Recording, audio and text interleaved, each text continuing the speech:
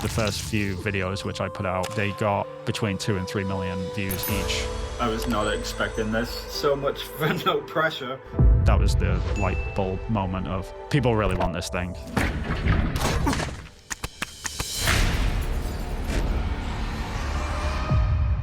When Gamescom came around, here's a brand new look at Long Gone. it was like, oh, like we're like an actual video game now. Like, This looks crazy. Wait, this is cool. Yeah, I'm sold. it actually started with me and my wife going on a road trip. And I said, we're going to write a story. From there, we wrote the main story from start to finish. We knew what the game was going to be. And then it was just a matter of how can we sort of translate the 3D pixel art style to that, using influencers like The Walking Dead and The Last of Us. If I could talk about building community then, because that's a really important thing. It's not just an important thing, it's the most important thing. There's a game called Destiny. Bungie's budget on that entire project was $1 billion. 500 million of that was for development only. The other half of the budget was marketing. My goodness. That's how important it is. What would be a very correct and ethical way for a publisher to approach an indie developer like yourself? They really need to just be sort of open about their process as much as possible, because there's a lot of hidden costs. Because then what later comes along are things like, oh,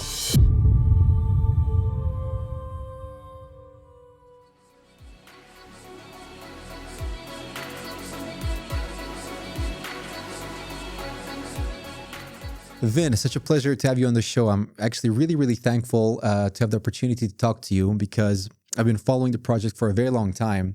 And I'm so happy with the success that you have achieved, with all the milestones that you have surpassed and have completed. Very excited for the project, obviously. And, generally very excited to follow your devlogs and your streams, which are, very cool. And obviously the game is very cool and very interesting. Thanks, man. And so, first of all, to start off, I think I would like to rewind the clock back just a little bit to get to know you a little bit better. From what I understand, you worked at Ubisoft before, right? Right. I was just going to ask you whether you could talk about that chapter of your life, working at the big AAA company. How was that like for you? Yeah, it was kind of an unconventional journey as well, because I think it was back in 2013, 2014 when I broke into the industry. And I broke in the Japanese games industry, which was a little bit weird. Because I was over there teaching English, which I was just going there for 1 year as a vacation. I thought, hey, I'll do this for a year and then I'll go back and then I'll try and break into the games industry. But I met my my now wife over there, and we sort of hung around for a few years instead. But while I was teaching English, I was constantly practicing concept art, which is what I did in AAA. And I actually had a couple of things go viral from that. I did sort of a project that was based on like an Assassin's Creed based in Japan. This is long before the Assassin's Creed Japan game actually got made or announced or anything. And that got picked up by an old website, or still around, but it's not as popular anymore, which is Kotaku. And they did a feature on it, and that sort of exploded, and that sort of kickstarted my career because I got an offer from Ubisoft in Osaka to work on South Park, the Fractured Butthole, which was a weird there was a weird transition, like just doing all of that in Japan. But it was great because the studio was so small. It was less than 50 people when I joined, and it sort of allowed me to grow quite a bit. And I sort of learned the mentality there that, even if you don't know how to do something, you can just figure it out. That wasn't something that I really thought about in AAA or like in single A or double A, whatever you want to call it. And that sort of kickstarted everything. And from there, my career just sort of moved off, and we eventually moved back to the United States, and then I moved up to Canada. I was at Ubisoft in Montreal. I'd done sort of freelance work for Ubisoft in San Francisco. I did a lot of stuff for film. And yeah, when I moved up to Ubisoft in Montreal, though, that was where the big AAA projects came about, Watch Dogs Legion. I was on Rainbow Six. I did a couple of Assassin's Creed games. It was a huge thing. God.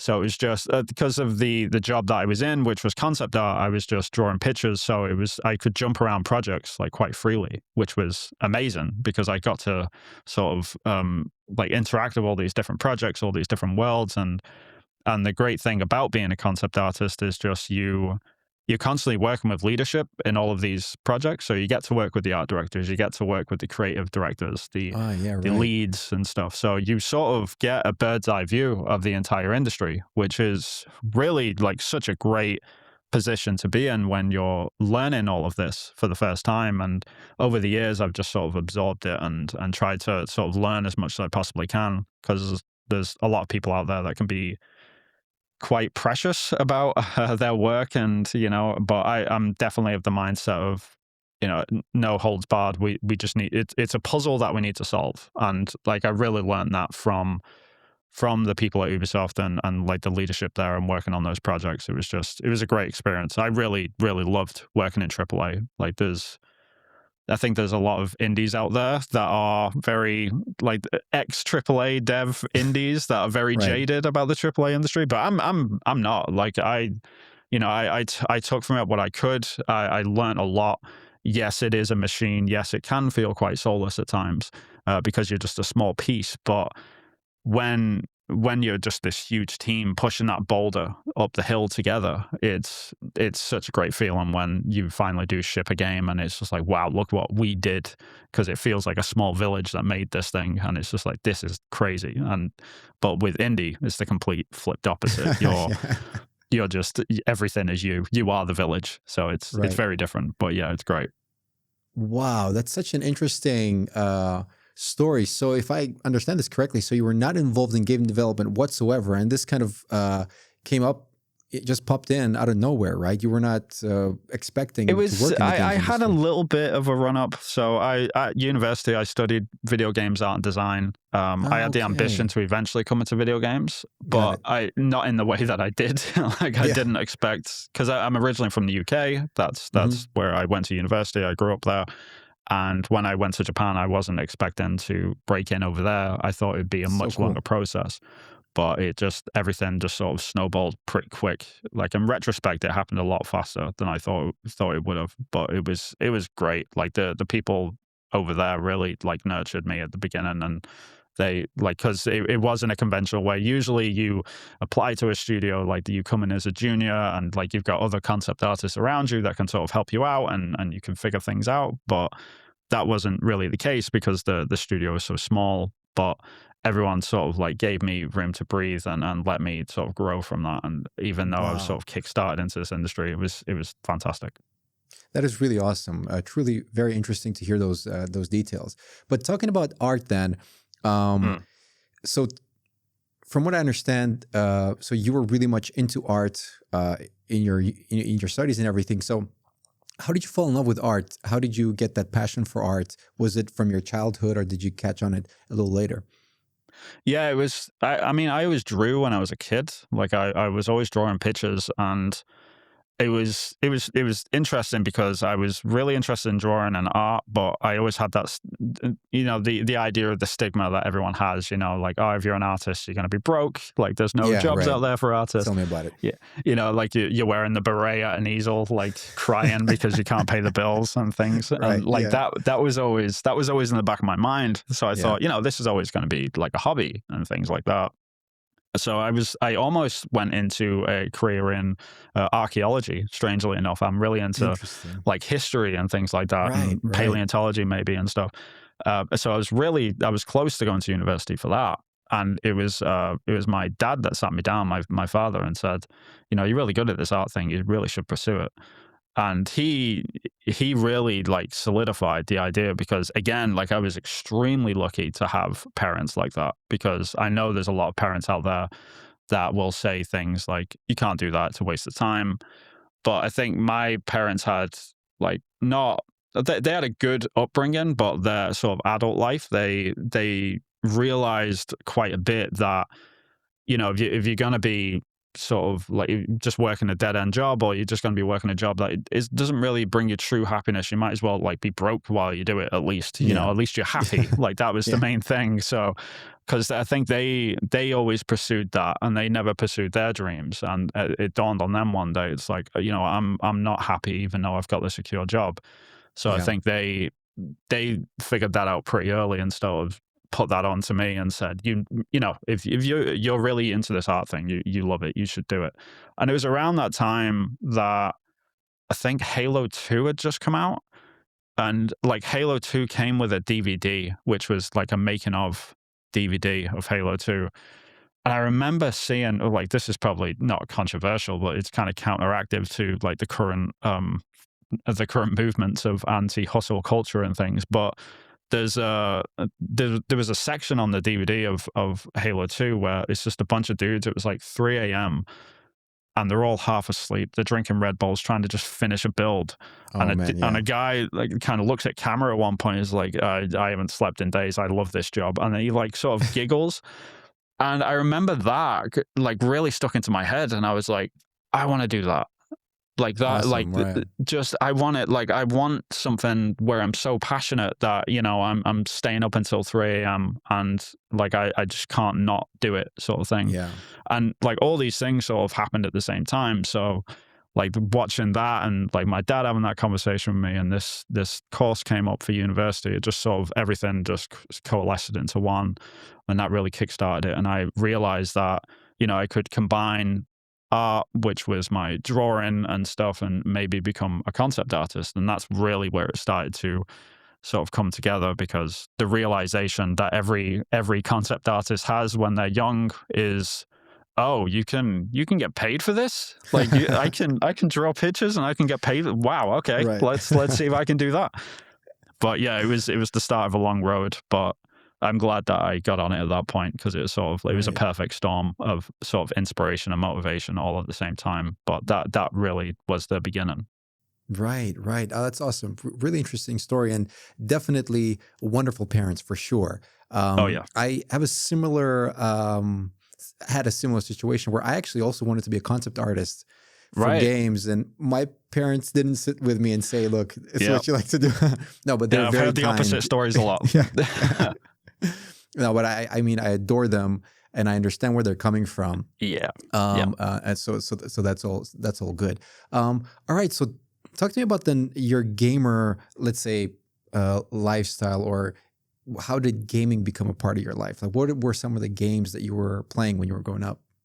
Oh man, I got lucky with my parents, because my sister got, this is like early 90s, but my sister got an NES, and at the Right. same time I got a Sega Master System. And we always had like, we were lucky because every generation we got secondhand consoles. We never bought them firsthand or anything, so we always got them later on. Hmm. But I always had a Sega, and my sister always had a Nintendo, so I always had like exposure to both of them. So I grew up with those like sort of consoles like the most, like playing things like Zelda and Sonic and things like that. And I loved all of that. But it probably didn't really solidify to become like a major part of my life until like PlayStation 1, PlayStation 2. That's when it really came around. And there was one game that came out in 2001. It's a game called Eco. Hmm. That Yeah, I know. really that changed everything for me. That's when I realized that video games could be art, and like how much of an art form it was. Because until then, everything was just fun. It was games and stuff. We were playing, you know, Sonic and Zelda and Tony Hawk's Pro Skater and Dino Right. Crisis and stuff, and just like crazy stuff all over the place. Like I played Yeah. absolutely everything I could get my hands on. Awesome. But when Eco came around, that was just a light switch in my head. I just everything sort of came together. I was like, okay, like this isn't really a game. It's more of like a journey, and it's actually like it really sat with me for a long time. And to this day, that game is still my favorite game of all time.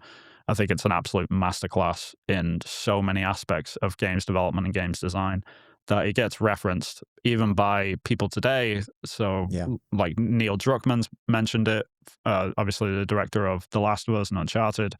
Yeah. Uh, Miyazaki of From Software, that was the game that made him start making video games. Like he's mentioned it a few times. He played Eco and he was like, I want to make video games. And like that, like we wouldn't have Elden Ring or Dark Souls without it.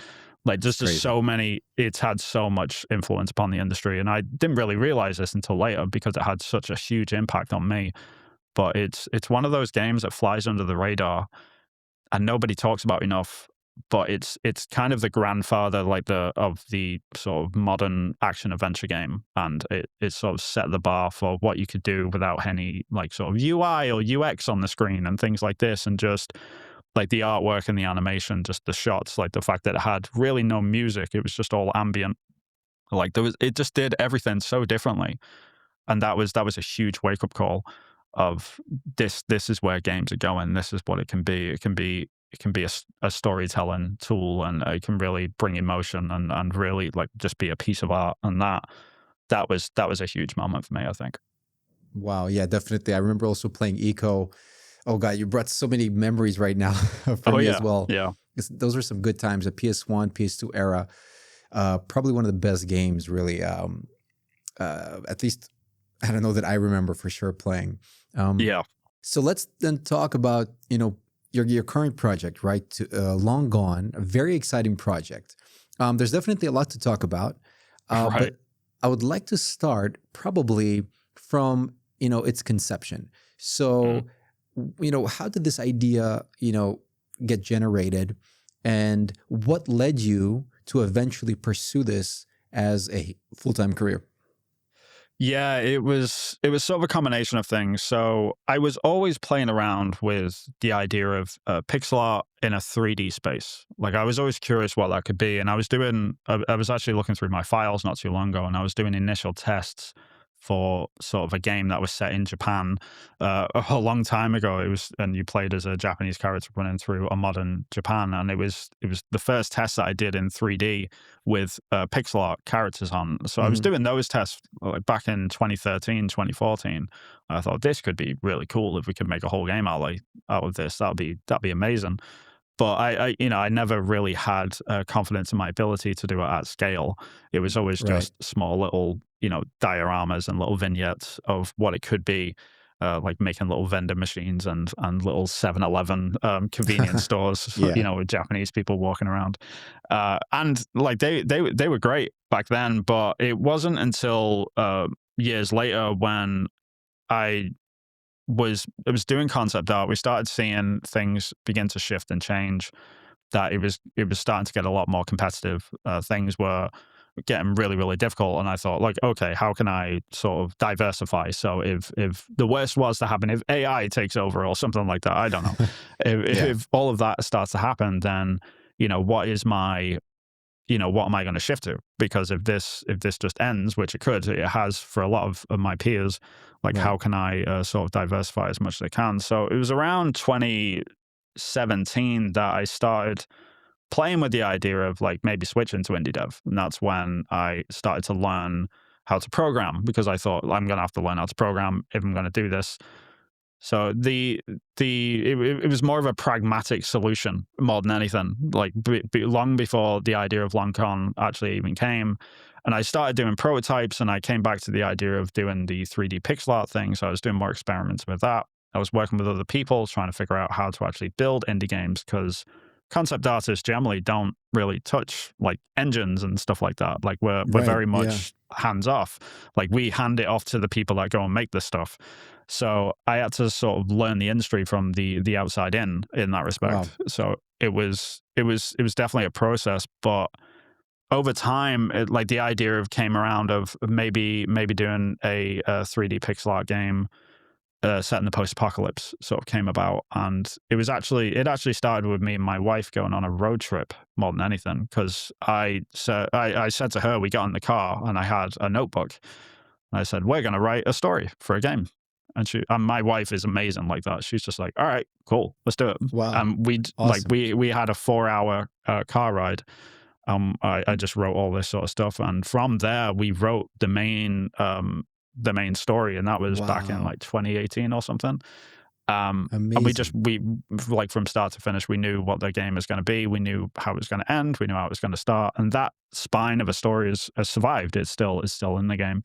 Wow. Um, and then it was just a matter of sort of how can we sort of translate the 3D pixel art style to that, using influencers like The Walking Dead and The Last of Us, and like there's a great book called The Road, and things like that, and trying to sort of combine all these things together to create something that looks familiar, unique, different, but sort of captures like people's attention, And with the story that we've got, which a lot of people don't even know about the story yet, which is great because like Yeah, that's the part that I'm it's most excited mysterious. about. Yeah, I'm trying to keep it under wraps for that reason as Right. well.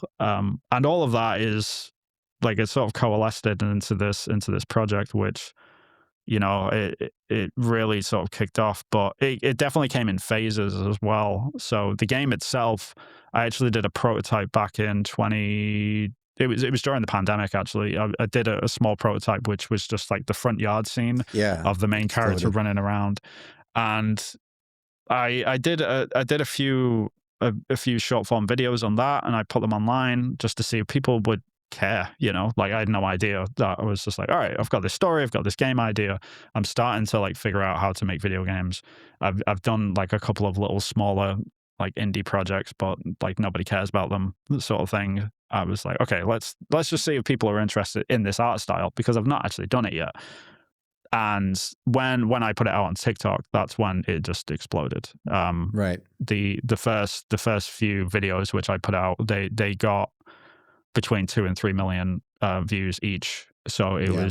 that was the light bulb moment of people really want this thing. They're really excited about this art style. I know I've been excited about it for a while, but now this is sort of the next step. But at the same time, I was still at Ubisoft. I was still a concept artist at the time. I was doing all of this on the side, and I hadn't really switched to full time. But the more attention the game got, the more people were asking me about it, the more I was working on it. I was falling in love with the process of making indie games. That's when it sort of like the idea started. The seed was planted in the back of my head. It's like, hey, maybe you could do this full time, and then it just started to grow, and then it sort of took over. Wow, that's amazing. Yeah, I remember the time when it just blew up. I believe I also saw that video, Right. but I initially thought that it was not going to actually become a game. Right. I was like, oh my God, this is so cool. And then I clicked on the profile and then I saw, oh, okay, well, this is just like a one-time thing. So I was like, okay, let me just keep an eye on this and see what's going on. And here we are today. I'm so happy that you have decided to actually take this full time because it was really a showstopper. It truly was. I mean, obviously the views speak for themselves, but like my experience, like, many people's experiences, you're doom scrolling and then all of a sudden this video or this image comes up that, you can't continue past it. You need to kind of fully finish the video and realize what the hell is this? And your video was one of those.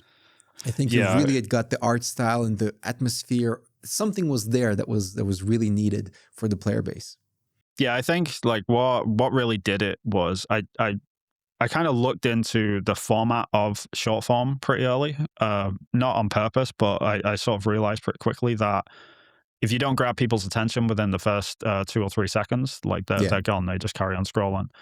And the fortunate thing about those initial short form videos, which I had, was the character was walking around, but he got grabbed by one of the zombies on the fence, like immediately. Like it's within the first 2 seconds. So I think that was what caught people. There's like, oh, like I wasn't expecting the character to walk into that, and then like right after that, people start to realize the artwork and stuff, and sort of what I was going for in terms of like the vision and things like that. So it was a perfect storm of that, and it made me realize, because later on I actually talked with people at TikTok. Like there was another side project which I was working on, and I had conversations with them, and they were basically saying everything that I'd already figured out, which was you need to grab people within the first 5 seconds, and really sort of have something unique and something that can grab them. So I've tried to keep that in all of the media that we're doing, and I think it's definitely helped like get to the wish list count that we're at. And sort of helped create a perfect sort of storm for us to be able to get funding and things like that as well. Yeah. So everything sort of come about because of those short form videos. Like without them, I don't think we'd be here today. So I have to take, I have to sort of doff my hat at the short form content, even though like sometimes it annoys me, or it has too much attention grabbing and things like that. But it definitely, like I wouldn't be here without it, so I have to thank it on some level.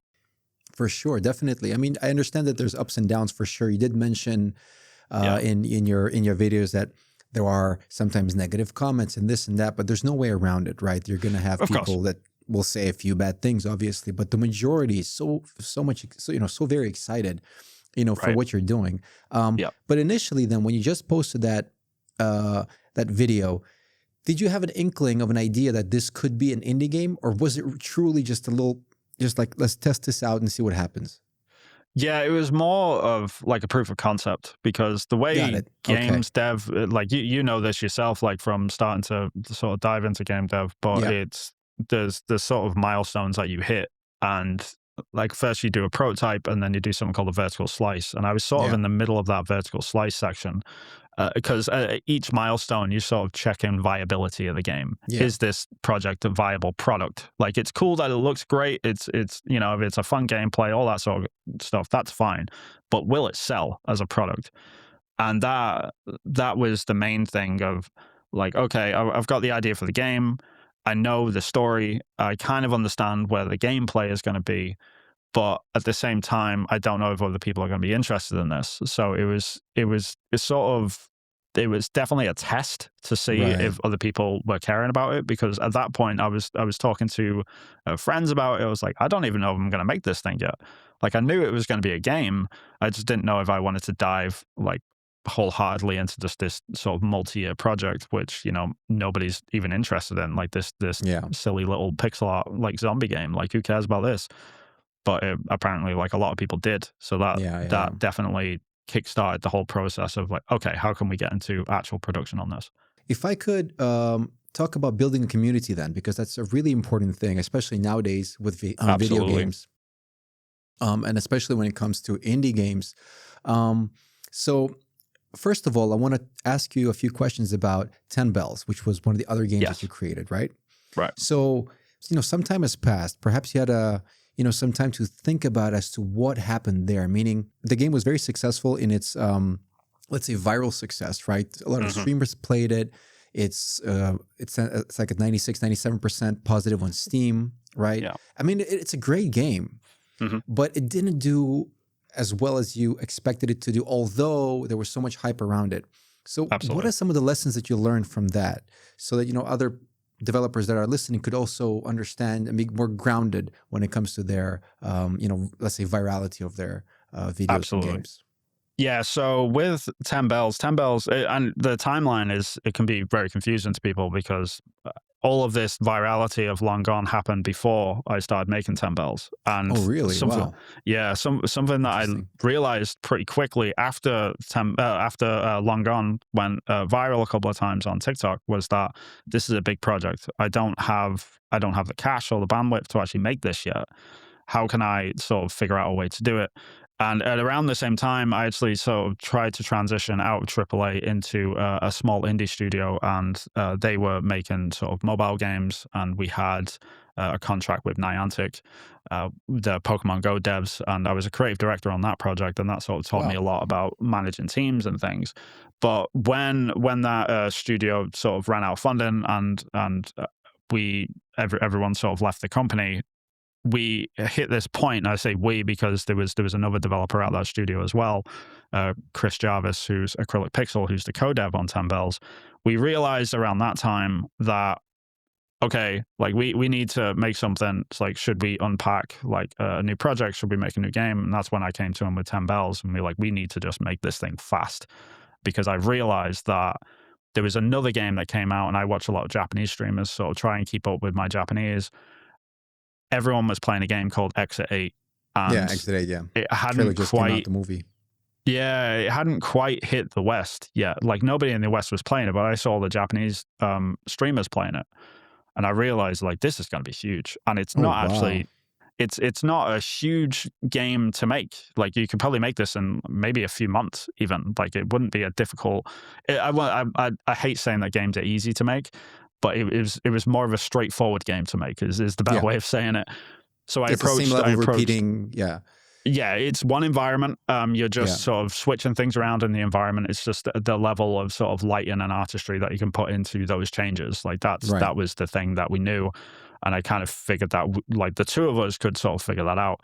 And we did. So the reason why 10 Bells didn't do as well was purely because of the fact that we did everything so fast. We had 3 months to make the game. We finished it in 3 months. We went gold within 3 months, which was bananas, like 16-hour days. We just had to push it out because we Oh had my no goodness. income. We had no cash. It was just a matter of, okay, we need to get this thing out as quickly as possible because Wow. we had no money, and also we didn't know if the hype from Exit 8, which was now hitting the West, was going to sort of trail out instantly. We didn't know if that was going to fade out as quickly as it came in. So we knew we needed to get it out before the sort of new genre that was coming out of this, the anomaly genre. We didn't know if that was just going to dissipate straight away. So the main lesson which I learned from that whole process was we really didn't build the community from the time of announcement, which was 1 month before we released, to post release. Like gradually we started to build an audience just purely how the game was received, thankfully. But like beforehand, you really need to build out your community, and you need to get a certain amount of wish lists. You need to have an online presence if you're streaming development, or if you've got a Discord server, to really build that up. We released 10 Bells with less than 500 wish lists, which Okay. we knew that was a mistake as we were going into it, but we Mhm. really didn't have a choice because we needed to pay bills, and we're like, okay, we need to just get this thing out and we can build on it and really sort of build it out from there. So the biggest lesson was building community is the most important thing for indie devs. It's not just an important thing, it's the most important thing. And I try to emphasize this to every developer that I speak to as much as possible. They think it's an afterthought. You need to think about it day one. Like it really is that important. And to sort of emphasize this, I sort of explain it in AAA terms, in that there's a game called Destiny that came out that was made by Bungie. Bungie's budget on that entire project was $1 billion with a capital B, like, which is Jesus. huge. Yeah. However, 500 million of that was for development only. So that means all of Oh my the God, 3D okay. work, all of the concept art, all of the artwork, all of the gameplay, all of the design, all of the everything that goes into the game to get it onto a disc. Half of the budget was that. The other half of the budget was marketing, My was goodness. community building. Like that's how important it is. And if you sort of look at it at that scale, you can apply that to indie as well, but not in terms of money, but you can do it definitely in terms of time. Right. So it's absolutely vital that you do community building, and from those lessons learned, definitely applied that to Long Gone. It's helped it sort of get to a new level, thankfully. It's just For sure. people that think that it's an afterthought, it's not. It's super important. It's one of the most important parts of it. For sure, for sure. Yeah, that was very interesting to know. But obviously, yeah, with Long Gone, you completely, revamped your approach to community building, 100%. So right now, you're streaming, you're doing devlogs, you're creating, social media posts on TikTok, on Instagram. What I want to ask you is, from these different outlets, which one is, let's say, not the best, but which one puts you closer to the players? Yeah, it's interesting because something that gets more views doesn't necessarily equate to more of a community. Right. It's actually kind of the opposite sometimes. So something that I learned early on with TikTok, for example, is that I think with the initial sort of burst of virality that we got, we gained 25,000 wish lists, which is absolutely nothing Wow. to scoff at. Like amazing numbers, like for anyone, because like the golden benchmark before you release a game, like the absolute minimum that you should go for is 7,000. 10,000 is pretty decent, like when you release a game. So if you can get anything above that, then you're in good territory. So we knew from that, like, that TikTok was great at exposure, but it wasn't until later on that something went viral on YouTube that I realized what a drop in the bucket TikTok is compared to something like YouTube. Really? And there's a couple of reasons around that, in that it's more to do with TikTok's mentality around keeping people on the platform. So they don't like people leaving their platform. They just want people to keep swiping through. They want them to enjoy the content and then keep swiping, which makes sense. So they don't like things such as links in descriptions. They don't want you to click off on something else. They don't want people to say, hey, move off of TikTok right now and go and wishlist my game, please. They don't like that. So they try and do everything that they can to stay away from that. So you end up getting a lot of views, but it doesn't always equate out to a lot of wish lists. So the conversion rate isn't great, but with something like YouTube, you can get a fraction of the amount of views, but then you can get 5 times the wish list. Wow. And That's it so took me a long interesting. time to realize that, because Mhm. even with 2 or 3 million, I think we equaled out to about like 8 million views on TikTok throughout the whole sort of account, um, Crazy. which went to 25,000 wish lists, which was insane. And then we released the first teaser trailer back in Yeah. February of last year, and that over time has gained 1 million views, but Yeah. that's transferred into over 150,000 wish lists, Wow. which My is just goodness. it's just a different scale. It's Yeah. absolutely insane. And then that sort of like led on to other things for us to be able to talk to bigger people and Yeah.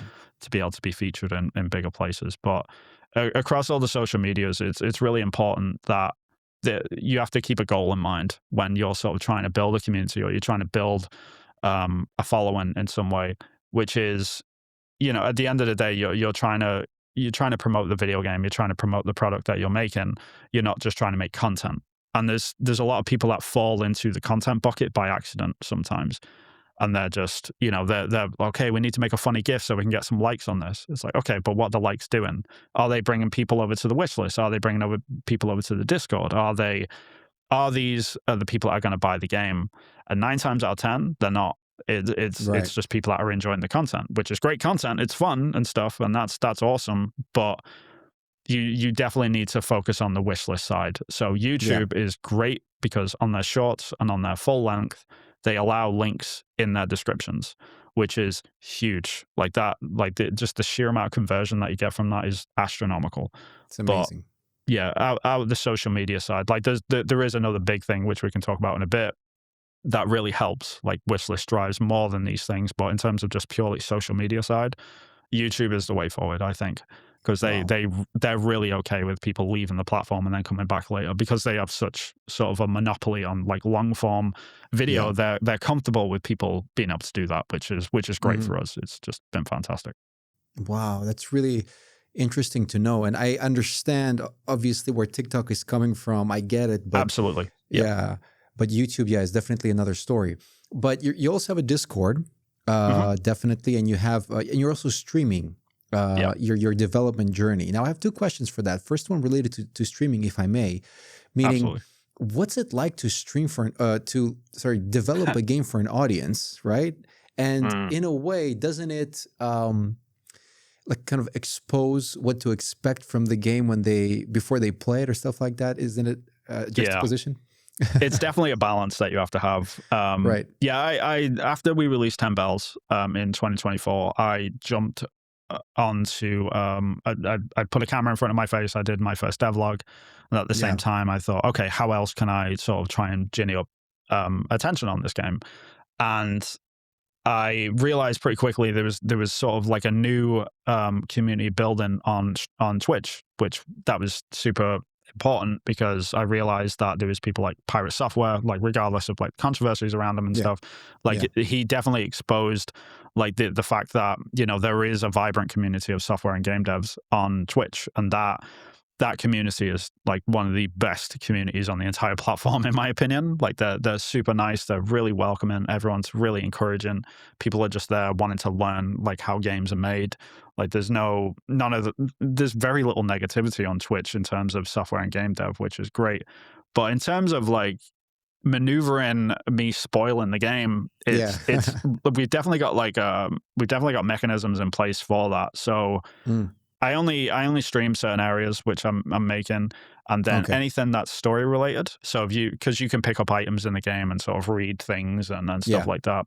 And I've actually built into the game, like there's systems in the game which I can click on or off as a tab, and Ah, say, okay, am I streaming? If it's streaming, then all of the content that got shown for all of any text, anything right. that the character says, it blocks it and just says hidden for stream, spoilers and stuff like that. Ah, cool. Okay. So people, like when people come in, like they're having a good time watching me sort of build the world, and I'm Yeah. doing all of the artwork and sort of doing level design and things like that. And people are intrigued about that, how that part of it is made. But when it comes to the story, I'm very, very careful about showing any of that. Like I don't Right. show any, because I think generally people are okay with artwork getting spoiled, but if story gets spoiled, then Oh, people for get angry. sure. Like that's Yeah. a thing. Like, so I've been very careful about that, and we've actually built into the game these systems to be able Yeah. to do that, to protect people from being spoiled. And we have people come in sometimes and they say, this looks amazing, I really want to play this, but I'm leaving because I want to play this. Like, I Oh, want to go in cool. blind. And it's reassuring to be able to say, it's like, well, Yeah. you're welcome to that. That's amazing. Thank you so much. But we do have these systems in place. And then those people end up Amazing. hanging around because they're like, okay, I want Awesome. to learn how these games are made, and I'm not getting spoiled. And it's been really interesting to see, because we pulled in some of the community members to do sort of the initial playtests of the game. Like we did a playtest round, and even though those people had been around on the stream for over a year at this point, like, so they know the world inside out. They know every pixel that's gone into it because they've watched me make it. And then they're playing it and they've never seen any of the story, and they're like, oh, I wasn't expecting it to go this way. Like, this Oh is my goodness. crazy, you know? So it's really interesting to see, like, it paying off, and it's worked. So there Yeah. are ways to sort of maneuver around it. It's just Got it. the thing that I find more than anything is, if you're going to spoil anything, like, let it be the artwork. Don't ever spoil the story. Don't even, I haven't even, people don't even know the main character's name in my game to this day. Like, I've never sort of exposed any of that. Amazing. And in the final trailer, we're going to have maybe like a story segment or something. Oh, but I can't wait. and more like, you know, to set up the story of what the story actually is. But for the most part, everyone's just like, oh, game looks pretty, I have no idea what it's about. And it's like, good. Like, kind of want you at that point, at this point. That's So awesome. you're sort of pulled along. So when we do eventually start talking about it, it might sort of start piquing people's interest. So that's the hope anyway. We'll see. Exactly. I mean, it's the perfect way to do it, meaning you open up as much as you can, but you keep enough intrigue for everybody to be interested. Exactly. But also everybody can kind of see how it looks like, what it feels like. I mean, that's probably the best balance. And myself Right. included, I really can't wait to play the game and I to figure appreciate out kind of at least the name of the character, right? And I can't wait to see what will happen in the future. Yeah, Billy Bob the Third. I don't know. Like, we'll come up with a good We'll name see. eventually. Yeah. So to continue talking then about the social media aspect of making video games, Right. again, one of the most important things. So how do you manage actually all of these social medias, right? There's YouTube, Discord, TikTok, X. What else is there? Twitch. I mean, there's a lot of things to handle. I mean, I'm not that big of a YouTuber myself, but Right. or a creator in general. But even for me, sometimes I find it a little bit difficult It's to overwhelming. kind of be on all platforms at the same time, right? So how do you Right. manage that and develop the game also? Yeah, it really depends on the content, I find. Mm. So there's different social medias are good for different things. And it's not about sort of posting to all of them the same content, which sometimes I do, depending on what it is. But there are specific things. So like the devlogs really only live on YouTube. Like I tried posting those on TikTok Yeah. and stuff, and they just tanked. Like just nothing. People is like, this is too long, peace, I'm out, and they just leave. And vice versa as well. If something's too short form, or if it's just an image, like posting that anywhere but Instagram, for example, like generally doesn't do as well. So I've sort of learned that there's different places for different things almost, and you can sort of pick and choose. But it's mostly about taking a step back from all of it and saying, okay, I don't need to be consistent all of this, because at the end of the day, the main thing is the video game. I'm not making social media content for a living, for example. Like I can see like an avenue for that, but I'm very much like, I do all of this to promote the game. I'm not like making the game to make content, if that makes sense. Like it's sort of knowing what your goal is for all of this sort of stuff, and not putting too much stress and pressure on myself. Like I went through a phase, and it definitely helped when things did get a little bit overwhelming. But the 5 days I worked throughout the week, not anymore, because everything is like, I'm working weekends at the moment. But it's the way that it was, like you break down those 5 days and say, okay, one of those days in the middle of the week or wherever you want to put it, that is marketing day. That is social media only. Like we're working on all the posts. We're clipping stuff from Twitch. We're doing like bits of the YouTube videos and stuff. We're making the thumbnails on that day, and that's all we're focused on. Like Right. dedicate like a specific time slot to it, and that absolutely helped more than anything. So it's just about creating a discipline for yourself to know when the right time is to work on this sort of stuff. Because I go through phases where I don't post on some places for a long time. Like I've gone through quite a dry spout on YouTube, for example, at the moment. But like the devlogs will start up again, and it's just about knowing when if the game is starting to get affected by this external stuff, like social media, is knowing when to step back and work on it. But like the main thing is like consistency is unfortunately like the most powerful thing that you can do with social media. You have to be constantly posting to build an audience.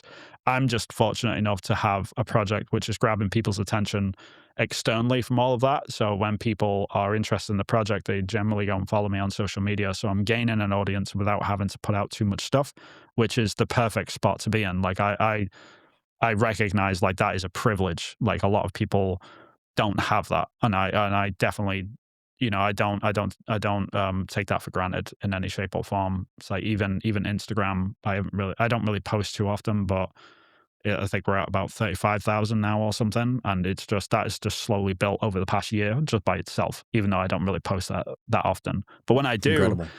pictures, things like that is perfect. And then on YouTube, it's the long form videos. On TikTok, it's the little dev sections where you just like you're Yeah. working on something like, hey guys, check this out, and you have to film it on a phone instead Yeah. of screen capturing it and making it slick, because the cleaner it looks on TikTok, the less people like it, weirdly. Interesting. Like you have to Wow. make it more amateur.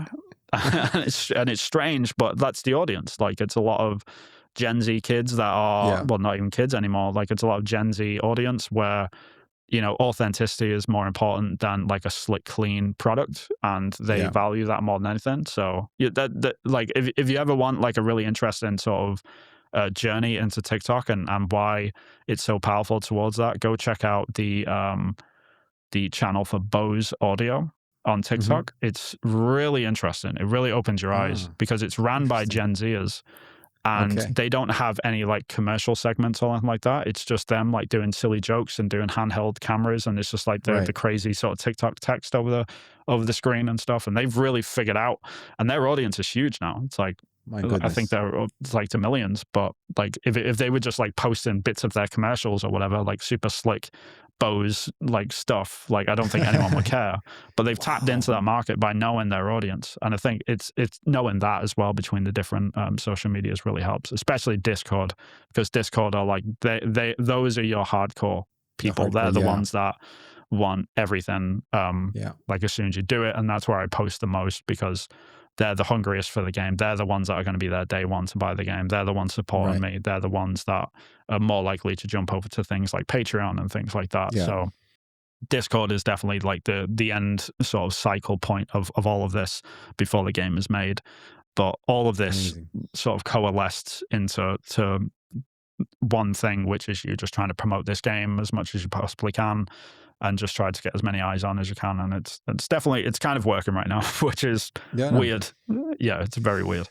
Well, the thing what I want to say is that you did mention the fact that you don't take it for granted, and what I was going to say is that you pay back the viewer and the potential player so much with being so open and Right. with being on all the social platforms, and by genuinely being yourself, right? You're not pretending that you're somebody. When you don't have the money, you said, "Look, guys, I don't have the money. Let me Yep. figure this out. This is my problem now. I'll update you soon." And then, lo and behold, you managed to raise funds and you open that up to the audience. And basically, it's like a whole. We are in this journey together with you. Exactly. And, Yep. it makes it's a perfect sense because we're as worried about whatever's going on with the game as much as you are. So you are. Right. We feel that you don't take it for granted. Is what I wanted Yeah. to say. Yeah, no, and I that's a two-way thing as well. People have said to me, it's like, is that just like a tactic or whatever? It's like, no, it's a genuine thing because I think you can feel when it's genuine. Yeah, I just I don't know where I'd be without like the people on Twitch and Discord, if I'm honest, because those guys, like I have moments of doubt with the game, or like the pressure gets too much, or something's like not working or something's not right. And there's always someone in the community that is there not to like lift me up or anything. I'm like, no, you got this, dude. Like, not just that stuff, which is great. Like, I love that sort of stuff. But the people that give advice, the people that just come out of the woodwork and are like, hey, you should try this. And I'm like, I should try that. That's amazing. Okay, cool. So I need them just as much as they need me. Well, they don't need me, but Yeah. it's sort of like a They need the two-way game. sort of feedback. Yeah, it's a feedback system, which is great because like by me being open, like it sort of allows them to sort of add suggestions to the game. A lot of those suggestions get taken on and we put them into the game. So it becomes the community's game in a weird way. And even though I'm the one, like, you know, sat at the keyboard, like hitting the buttons and stuff, it still feels like everyone is sort of contributing to it. And just those odd comments every now and then, like all of the regulars have suggested something, like some of them more than others. Like we've got people from AAA and we've got people at Just Gamers and everything in between. And the suggestions that I get sometimes, I'm just like, I would have never thought of that. That's amazing. Like we should try and do something with that, or it leads to something else, or like it flips around or whatever. Like all hail the cube. Yeah, all hail the cube. Like, and that again, that's like a community building thing as well that you just fall into. Like it's awesome. Like just this weird like cult around a measuring cube, which I was using in Engine, and everyone. Like it just turned into this weird chat thing. Every time the measuring cube came out in Engine on Twitch, everyone just started shouting "All hail the cube," and it just became a thing. And now, like we're doing something in the story that's going to sort of reflect that, like to sort of like have a callback to that. Yeah, there's a bunch of stuff like that, which is awesome. Like we're just having so much fun with it. But it is pretty funny now because every time I get the cube out to measure something in the engine, everyone goes crazy. All hail the cube.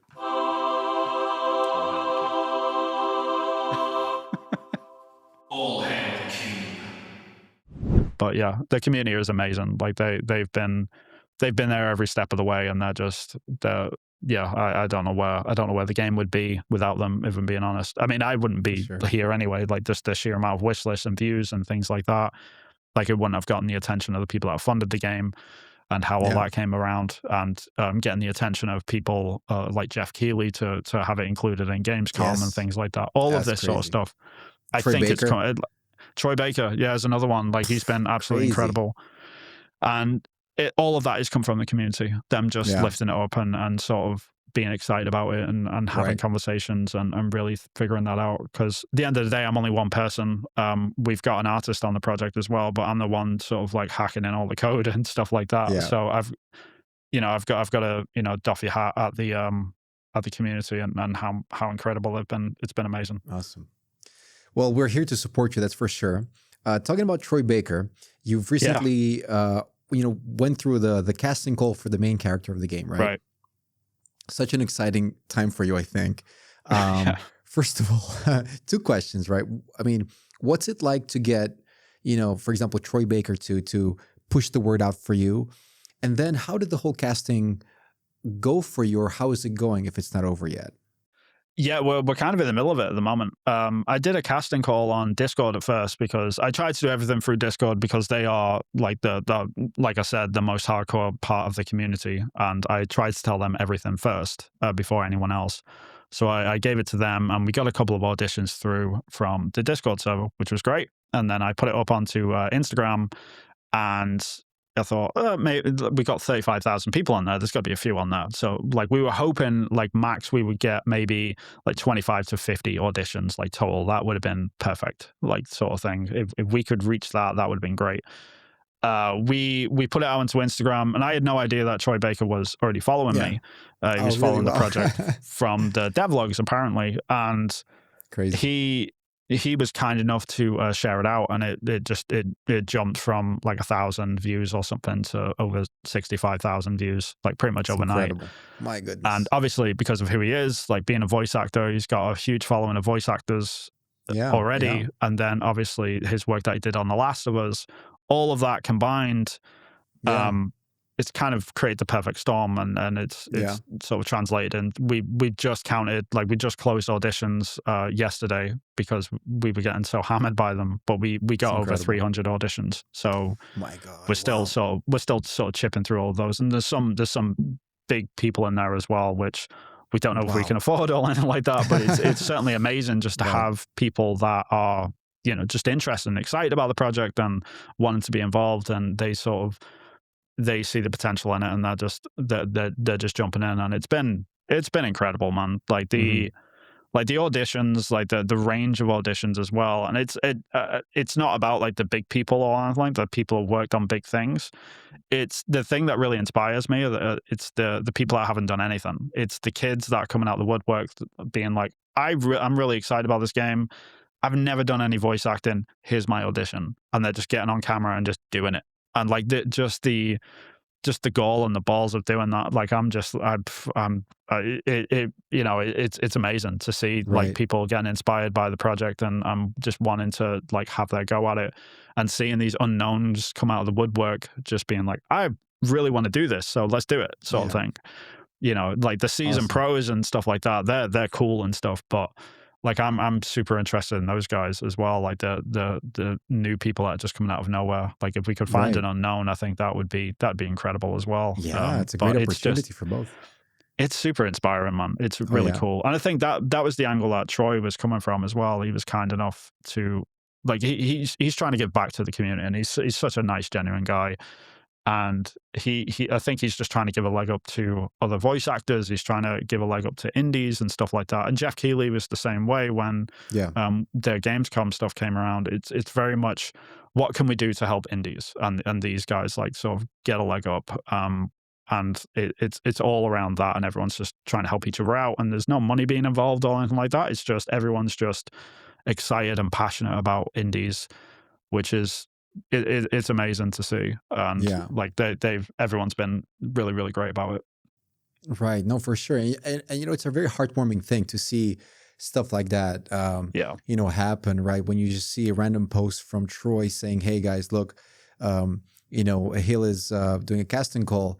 Me as a Mm. person who follows you, I'm like, man, good for you. Jesus, Lord, like, Yeah. that's amazing, man, And Yeah, I I think appreciate it it. just puts everybody together. And it's like, it showcases that, yes, the industry is huge, but every once in a while we come together as one big team, to help each other out, which is just Yeah, awesome. that's the thing that surprises me more than anything every single day, because when you work in AAA and stuff, and like the industry feels huge, it feels way bigger Yeah. than it is, and it is in terms of like the sheer amount of projects that are coming out, the sheer amount of like marketing, the sheer amount of gamers, like the amount of money that the games industry makes. It makes more money than movies, music, and TV Yeah. shows all combined every year. It's just Yeah. it's just an absolute monster of an industry. Right. But the people making the stuff, it's way smaller than you can ever imagine. Like you just bump into people all the time, and and how willing people are to just jump between things and really help each other out it's really heartwarming. Because even last year, like before I got funding, I was going through like pretty much a sort of downside of like my emotions with the industry and things. I was starting to think all people care about is money. Like I was talking to publishers, and they were just, yeah, we want 50 or 60% of the game, and things like this. And it was like, man, after Steam's cut, like I'm going to be left with like 10% of this thing. Like Yeah, I'm just it's not, like everyone's just vultures on ridiculous. this thing. Yeah, and like that was really disheartening. But then around summertime, we sort of hit like a point in sort of attention on the project that people that had like actual influence were coming out of the woodwork to just give a helping hand, because they understood how the industry was. And I think that's where Troy's coming from. I think that's where Jeff was coming from. And just the willingness to help is just incredible. And like those are the people that really bring your faith back into the industry, as well as like the community and things like that. So while yeah, there is a lot of money grabbing and stuff like that, just the helping hands that you get from above, to sort of help you get to where either they are, or just to see how far they can push this indie thing. It's incredible. And like, yeah, I can't even express like in words like how grateful I am for all of it. But it really did bring my faith back into the industry a lot. For sure, definitely, and for myself as well. But you mentioned doubt along the Mm, way, which is completely understandable. right. And my next question would be just about that, because I'm sure even now, perhaps less than before, but also a little bit, you have these cycles of, yeah, right. You're feeling happy, and then you're doubting yourself, right? So talk Right. to me about how you cope with that, and compare it to before funding and after funding, if we may. Yeah, it's interesting in that you would think that it would get better, it would get easier, but Ah, it's kind of the opposite. It kind of flips. really So yeah, before interesting. funding, you are like you're struggling, you're trying to get along, because there was like 8 or 9 months. Because after 10 Bells, I switched over. So it was around the October of 2024. I switched over to full time on Long Gone. It's like, I'm really going to make a push for this. I want to get funding. And it wasn't until the end of summer that we actually got funding. So there was a good sort of like 8 months of nothing. But in that 8 months, I was like, we were putting stuff out on YouTube. I was doing devlogs. I was doing Discord, and everything was just, there was no consequence to it because there was no money going into it. I wasn't bringing anyone else onto the project. I was very conscious about that because I didn't want them to be working for free. Like, if anyone was going to work on this, it was going to be me, just purely because, like, I don't want to, like, promise them things that they're not going to get. And I was very, very strict about that because people would come out every single day and say, hey, I want to help out. But the sort of turning point for all of that was that I had no pressure on me, even though, like, I was making all of this sort of stuff, because there was no money involved. There was no one working with me. So it was a lot less pressure, even though it was getting a lot of attention. It wasn't sort of weighing on my mind as much. But as soon as the funding came, then it was, damn, this is real now. Yeah, Okay. this is, and more people are, like, really interested in this. And then when Gamescom came around, it was like, oh, like, we're like an actual video game now. Like, we have to, we have to finish this thing. Like, we're contractually, like, obligated to finish this thing with the funders Right. and stuff like that. And it all, like, it all totally makes sense. But I definitely go through waves of it, where it never gets to a point where it's super crippling. Yeah. But you can hit moments where you're like, am I doing the right thing here? Like, is this the right decision? Is me, making this sort of game without any combat in it, for example, is that going to turn a bunch of people off? Should I be just making, like, a generic 2.5D side scroller, which people would expect, at least, like, because this thing isn't what they're going to expect? Like, all of these doubts flood in and out as they go. And the best thing you can really, like, that I tried to do anyway, is I tried to put myself into the position where I was in October of 24, where there was no one that knew about the project. There was no attention on the game, really. Like, we had the things on TikTok go viral, but people weren't watching it with, like, laser focus. We had less than 300 people in the Discord server. Like, Right. nobody really knew about the game. We had maybe 20 average viewers on Twitch. Like, I try to pretend that I'm always in that position as much as I can, because while the attention's great and stuff, it can sort of twist and turn the project that you're working on. And I try to be very conscious of that fact, that I don't want to fall into that gap of just giving people what they're asking for constantly. I have to make the game for myself first and foremost. So, like, regardless of all the attention that it gets, like, I can go onto the Steam page every single day if I wanted to and go and check out the amount of wish lists that it's got.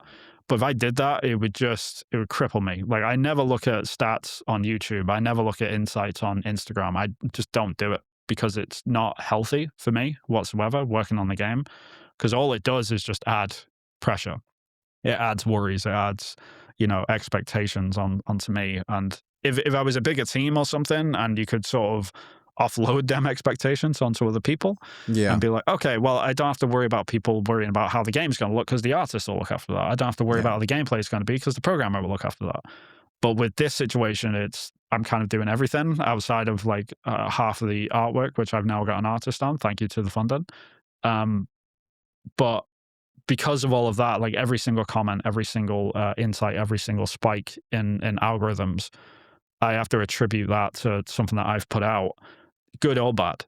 So, like, if it goes bad, I can't worry about that too much, thinking, well, people don't like this bit, so I need to change it.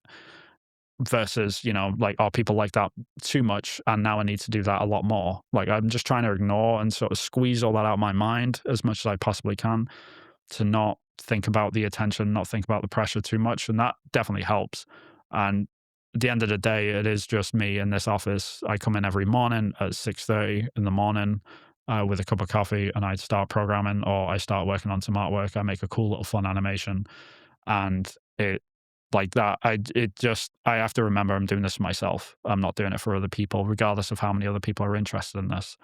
So it's trying to keep that in the forefront of my mind more than anything, and just trying to ignore it as much as I can. I know that sounds counterproductive or silly, but I don't want the attention to affect the game, and I also don't want to, like, grow a weird ego out of any of this, because this game could still fail for all I know. That's the thing. Like, we've seen games, like, in recent times, that have gotten, like, 200,000-300,000 wish lists and just have not performed very well on release, either through Right. pricing or their quality or whatever.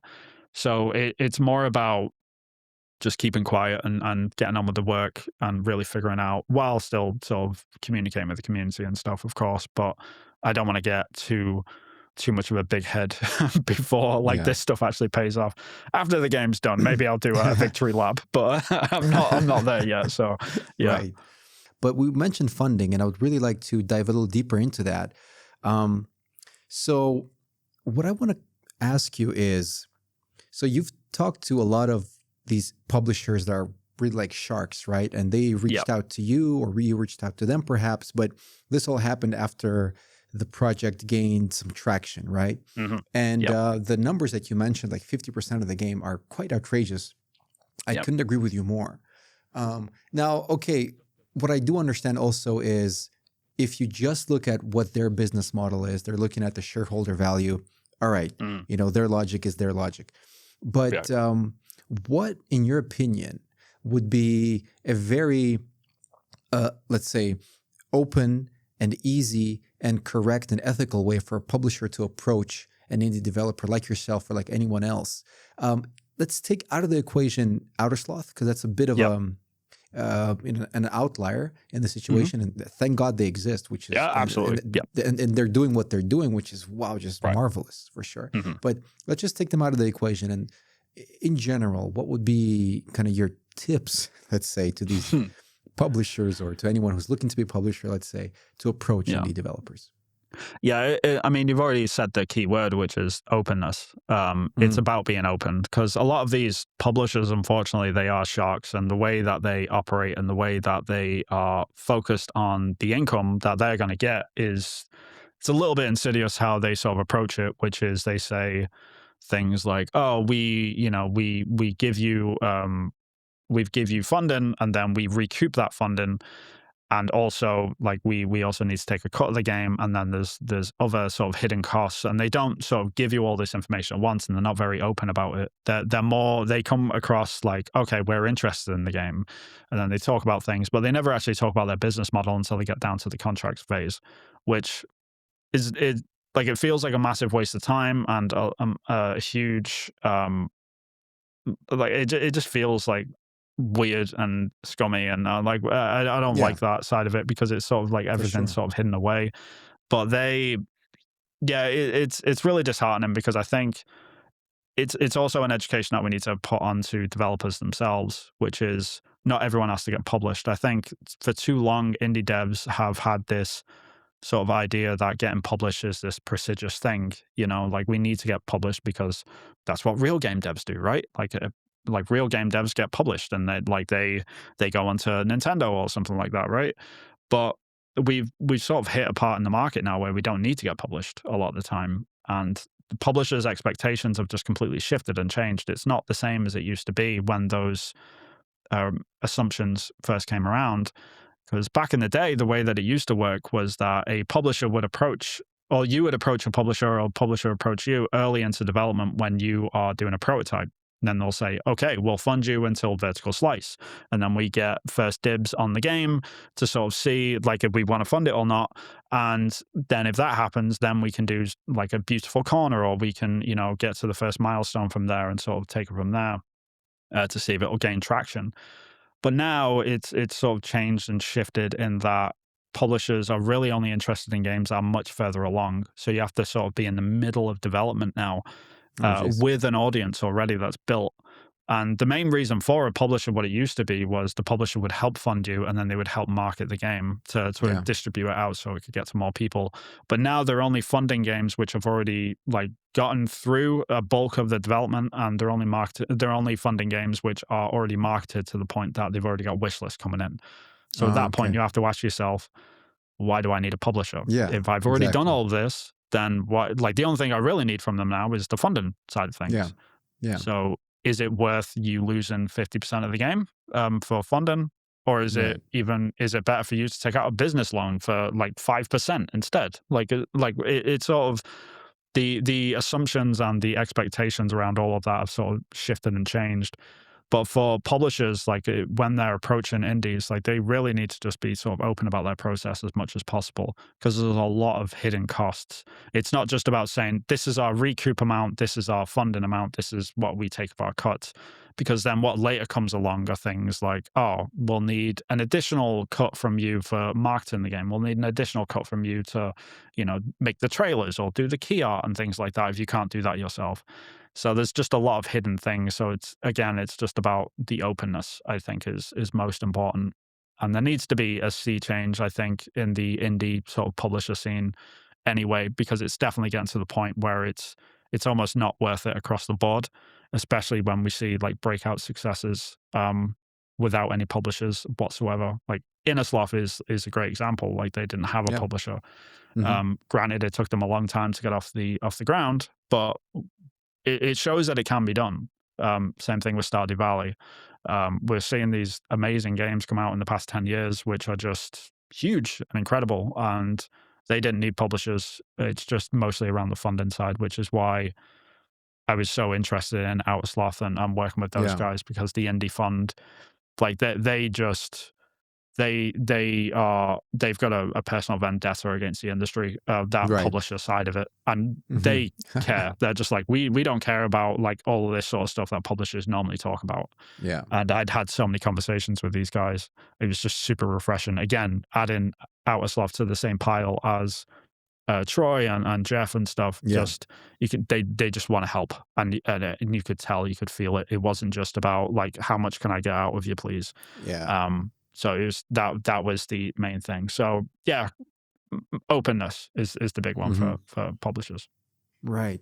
It's definitely very interesting to know all these little things because, and you're right in saying that a change probably has to happen in terms of how these publishers operate, because it's also not fair in the sense that, when an indie developer or a team of indie developers talk to the publishers, the indie devs, they're not sharks, right? I mean, they're not even used to the same jargon perhaps, or the same way of communication. So in a way, some of them sometimes could fall into this trap of signing some papers that they should not have signed and giving away 50%. I mean, that's just terrible. That's not business. I don't know what that is. So feels like a scam. Change. Yeah, it's hard. Like, it's hard not to give it another name, and it's mostly like that's why I talk about it a lot on Twitch and stuff, and I'm quite open about the process of how games are funded, because I don't understand why we don't talk about it more openly. Like indies and AAA people, I sort of came from the AAA background, so I had a bit more wherewithal about me, just purely out of experience about what deal I probably shouldn't take. So I was quite lucky for that, but there's a lot of kids out there that are just they're young and they're making their first games, and they've got these breakout successes that are going viral, and they're just like, sweet, let's get some cash out of this, and they're just signing the first thing that comes to them, and then the game comes out and they're like, oh wait, I don't actually get paid until I pay back everything that I gave them. Okay, and then it takes 6 months for that to happen, and then when they do start getting a cut, they're only getting 10% of it because Steam take 30%, they're taking 50%, and then taxes taking over 10 to 15. It's like, okay, like I didn't make any cash off this. So then they're hitting this cycle of, okay, I finished this game, and then they have to go straight back to the same publisher 6 months later with a prototype for their next project, saying, hey, can you fund this one as well? And they're just stuck in this vicious cycle. In the loop. Oh, Jesus. Yeah. And it happens over and over again. We see it all the time, and it's brutal. And I hate to see that. Like, I want people to be able to build studios. I want them to like be able to be successful, and that's the main thing with Hillfort. Like I'm trying to keep this thing as small as possible because I don't want to outgrow, but I also want to be able to always fund our own projects after this one if we can. Right. So we don't have to be beholden to to publishers or anything. I mean, God love Outersloth. I don't know how long they're gonna like be around and stuff, but I hope they're around forever, and I hope there's more of them that come along to do similar things, just to disrupt that and really flip it on its head, because it's really discouraging to see some of these indie devs fall into these traps because they think that they quote unquote need to be published, or they're struggling, and these people come along when when they're at their most vulnerable phase, when all this attention's coming, and they're pretending to be a helping hand when really they're just strip mining them for their resources. It's really discouraging to see. Yeah, definitely. It's really, really, really terrible. But just for anyone listening who doesn't know, I just want to clarify what Innersloth and Outersloth is. Yeah. So Innersloth is the development team that created Among Us. Among other games also, and obviously they became very successful, and then what they did is they created another branch from their company called Outersloth, and that is the branch that is this indie fund. And if I am correct in understanding it, they don't take equity. They just fund the project. And I mean, I don't know the details, obviously, but they fund the project in a very friendly way for the developer, right? Yeah, it's about as good a deal as you can get, basically. Like they fund the project, they take some obviously back because they need to make profits for Outersloth to continue, but it's not even close to like the publisher that I spoke to, not even by a quarter. It's insane, like because they're I think they're mostly there again because they've got so much like sort of cash from like the Among Us days, like they run the billions. They're kind of like, cool, like let's see who else we can help. And because they were there themselves, like when they released Among Us, to my understanding anyway, for 2 years they had less than 100 players play the game, like monthly active players. It was 100 players. But then when the pandemic came around, it went viral a couple of times, and that just exploded. And now they've earned so much cash. But in that sort of interim part where they were just constantly struggling and trying to find ways to, keep operating and keep going and doing this thing on the side or whatever, like they also probably spoke to a lot of these publishers and sort of understood like this isn't good, this isn't healthy. And after they came out the other side of that, they were like, all right, we're doing something to fix this because that wasn't cool for us. And if we can fix it for other people, then we should do that. And I was very, very, very happy to take their help and like just having conversations with them really reactivated my faith in the industry after speaking with so many publishers that were just trying to like pull as much money out of me as they could. And they were just like, we don't care about the money. Like, we just want you to do your thing. Here's the funding. Go. And it was like, is there any hooks to this? And they were just like, no, not really. Just, and I'm like, okay, cool. Do you want, like, are you going to be involved with the project or anything? Like, we don't want anything to do with your project. What you do, how you announce it, when you release it, that's all you. We are not, like, we're just the money bank. That's it. So they amazing, like absolutely incredible. Just I can't thank those guys enough, and how just influential they've been to this whole process, because it's removed all the stress and alleviated all of that not having to work with a publisher thing. It's been great. Right, definitely. No, good job on their behalf for sure. And I mean, to any indies, take a look at Outersloth. It's worth a shot for sure. But do you have any idea, and obviously if you don't want to say it, don't say it, of a potential release date, or what quarter of what year potentially you're thinking to release Long Gone? If you can talk about it, of course. I know what it is, but we haven't announced it yet. Okay, got it. Yeah, it's not as far away as people think, but it's also not as close as people might think as well. We're definitely heading into, probably not this year, that's for sure. But we're making progress. Like we're on track is the main thing. I knew the game was going to take about 3 years total, and we're about halfway through that. So we're absolutely on track. Like, thankfully, I've had a lot of experience with dealing with timelines and things like that, and getting games out in a timely manner. So it's mostly just keeping to what we're doing. There's other things that could disrupt that in terms of when we do our first initial playtest, when we hit something called beta, which is when the game is sort of complete, but it's not like pretty or anything like that. But when people start playing it from start to finish, then that's when all of like that's when all the ugliness comes out. I'm like, okay, this bit's garbage. Like, change this. This needs to be flipped up. So like we haven't got like a hard date because of that. So it's mostly around that. But we're on track at the moment. Awesome. Like, that's the main thing. Like, we sometimes get people, because the TikTok videos went viral so long ago, before I started working on the game, there's a lot of people that think that's sort of stuck in quote unquote development hell or whatever. But it's like, it's genuinely not the case. Like, we are full steam ahead. It's gone about as smoothly as it possibly could so far. Awesome. So we're hoping that keeps up. But yeah, we've got a date in mind. We've got a quarter in mind, but we're not prepared to announce it yet until we're absolutely certain that it's sort of headed towards that. But yeah. Perfect. Got it. Well, we'll be definitely waiting for the announcement for sure. Vin, thank you so much for the conversation. I had such an interesting time learning about you, learning a bit more about how Long Gone came to be, all the ins and outs, all the difficulties that you had to go through. It was definitely a very insightful conversation for me. And thank you so much for your time.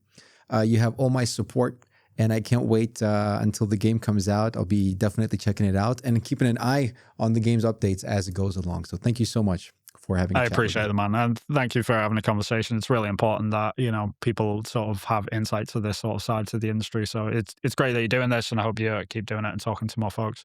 Thanks. But yeah, thank you. Thank you for having me, man. I appreciate it. Thank you. Thank you. Thank you. It was a pleasure.